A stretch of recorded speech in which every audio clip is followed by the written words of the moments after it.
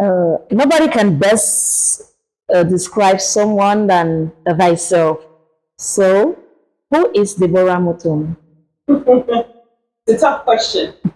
Déborah Mutund, I would simply say he's a TV host, a TV anchor, an entrepreneur, a consultant in communication and public relations. And she's simply passionate about everything she does and about people. Okay, let's concentrate on Deborah the model Yes. and the body actress. I didn't mention that, but yeah. How did you become a plus size model? Let me tell you about the first time I saw a plus size model. I was, it was back in the days, when we had Blackberries. I landed on a picture one day of a girl that was really, thick and very beautiful. And she was on the cover of the Elle magazine post. And I found her so perfect. And I remember thinking, it is the first time that I see that someone that looks like me, that is described and depicted as beautiful and shown as beautiful. I remember having that picture as my profile picture for nearly 6 months on my BBM profile.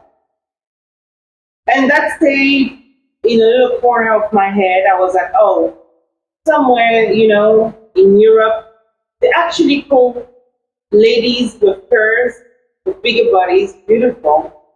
And I've always been good at talking, that's what people say. One day I stepped into a modeling agency because I was going and talk for my friend and my sister and trying to make them signed as models. And when I got there, the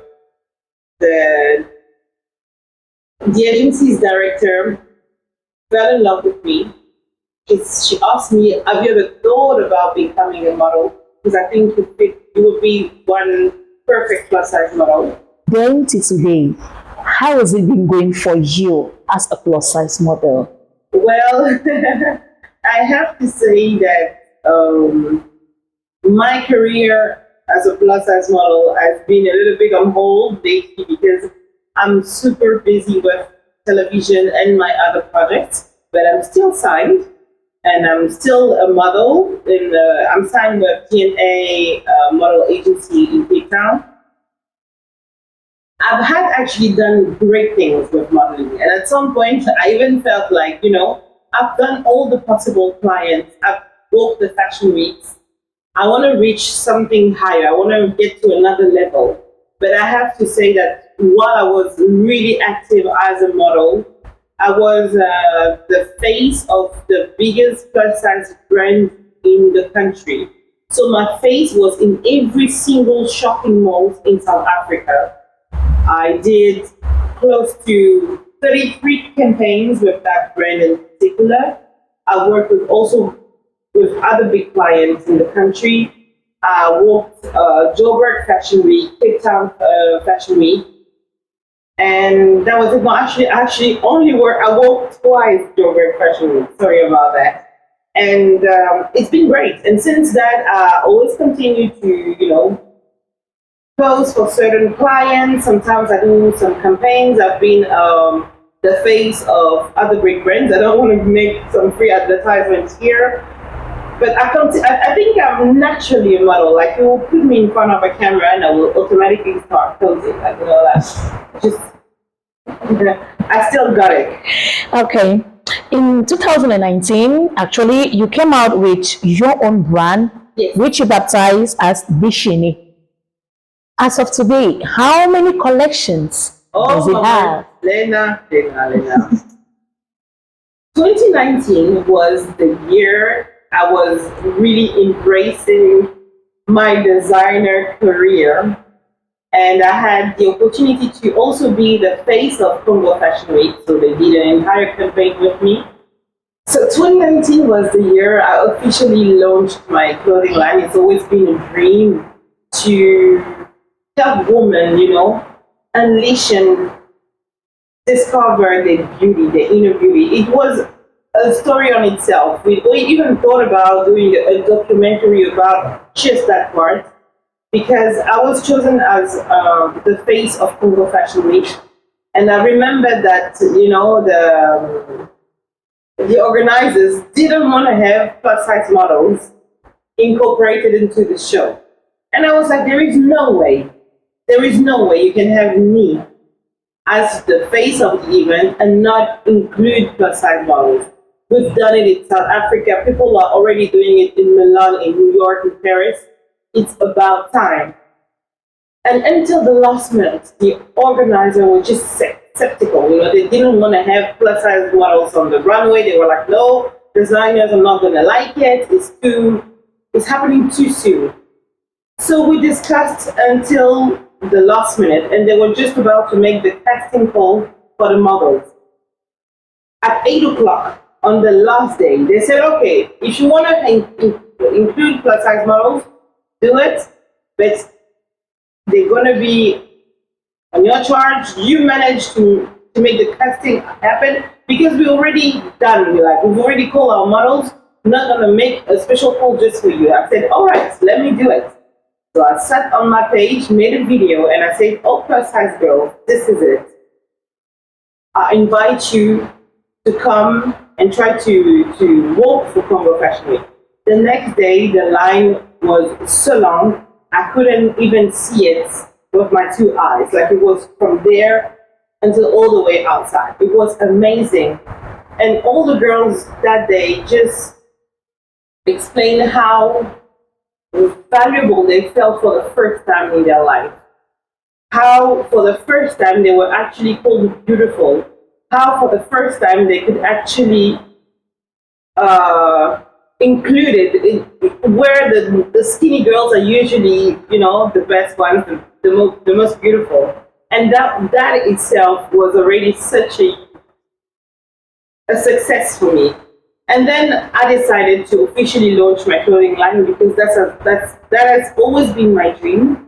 As a plus size model, I realized by working for so many clients that if you were above a certain size, all the nice clothes wouldn't just fit your body. And I used to think, I'm 25 years old, I'm 28 years old. It's not because I'm doing over a size 16 that I have to wear granny outfits, because that's usually what is done when an outfit is of a bigger size, of a larger size. It is for an older woman. And I was like, we need to have a brand that actually represents women, young, beautiful, fierce, with curves and bigger bodies. So we launched the first collection. It was a lot of work. We worked really hard with my team at the time. And we had 15 models running the runway with our own collection. Unfortunately, 3 months later, TV started for me, and then it was COVID. So yeah, it has been hard to keep up with the clothing brand, but I don't want to say too much, because we're coming back soon, and we're coming back strong. Let's go around and talk about the birth of the project, Body Positive. How did you come about? Did it begin with the Fashion Week, or was it way before the Fashion Week? Way before. It takes me back all the way to 2010, 2011. I've just become an adult. I've left my family. I've moved to South Africa. It's just new environment. And truly, for the first time, I started noticing the difference between me and other girls. First of all, I'm in one environment where there's whites, there's blacks. I start, feeling the differences, and then I started dating us, and now I have a boyfriend in my life, and that boyfriend keeps reminding me that I'm a little bit different, that I would look a little bit better if I would lose 1 or 2 kilos. I would look better, and I start feeling that pressure. And when I look around me, whenever they identify a beautiful woman, they look nothing like me. They're either light skinned or they're tall, they're skinny, they have a flat stomach, and when I look at myself in the mirror, I don't see that woman. It really started bothering me. You know, as a young girl, I would try all the diets, all the possible diets, you know, work out a lot, not for the pleasure of doing these things, which I think are great for your own body and you should do them because you want to do them, but because I was feeling that pressure. And as I said at the beginning, I came across that picture one day, and that really changed my mind. And it was, you know, when social media had just started, Facebook, etc. So I started looking on the internet, and I would see what they would call plus size models. So these were actually women that looked like me, that were my size. I would go and check the profile and see that they were actually the same clothing size, and sometimes they will even be bigger, but they will be on magazine covers.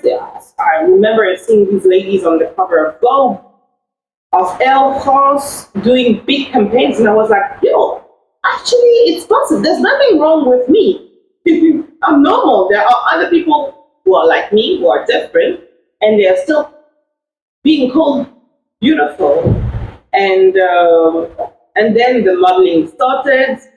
So I like to say that modeling has been for me a sort of therapy, because we talk about body positivity, and it's not just about accepting you because you are bigger. It's much bigger than that. It's about just embracing life in a positive way, you know, and not let any obstacles, anything with your face or your body or your head stop you from pursuing your dreams. This is basically the message. And I have to say, it has completely changed my life. Okay, I want to quote something you said during an interview some years back, and it says, this career is anyway 20 no for 1 yes. Being a model is a bit like being a cattle. During the castings, we have a number. You go there like a prisoner. You hold your little card with your number. You are an object. Last year, I lost 15 kilos and some customers didn't want me anymore. They thought I was too thin. These difficulties, or the difficulties that comes along with being a plus size model. I remember that interview. It was for a French magazine called The Observer. Mm-hmm. And back in the days, that was about 4 or 5 years ago, Mm-hmm. I had lost a lot of weight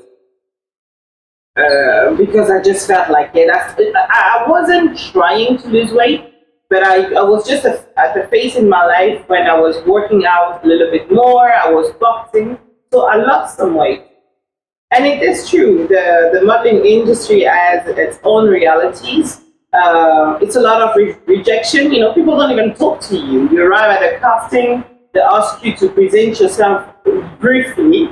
You barely say your name, your height, and your agency. You turn around, they have a little number in front of you, and they say thank you. And if they like you, they'll pull you back. But I have to tell you, if you know the number of times I've been to castings and the number of times I've been pulled back, if you don't, you know,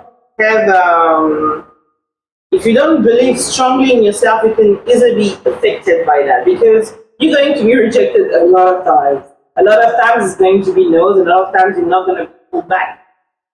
But eventually it happens. It has its ups and downs, and also being called, you know, a plus size model. The plus size modeling industry is also sometimes restricting. A woman's body has got a journey, you know. The way you look at 15 is not going to be the way you're going to look at 20, and you're going to look different at 25 or at 30, or you might not. But I have a body that does its own thing.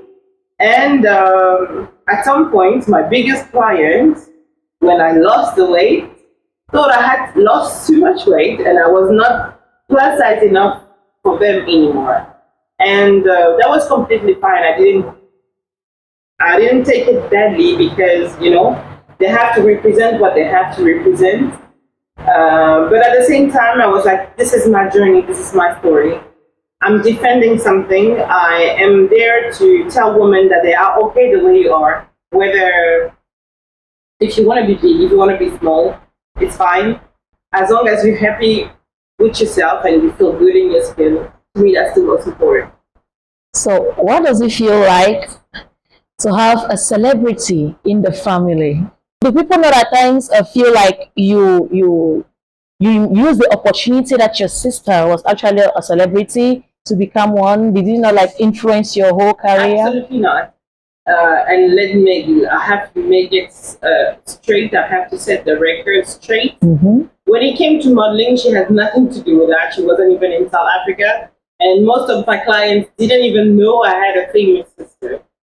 When it came to television, when I was casted for my TV show, when I was called, they also had no idea I had a family member that was known or famous. When it comes to that, I have to say, I just, you know, follow my path and my journey.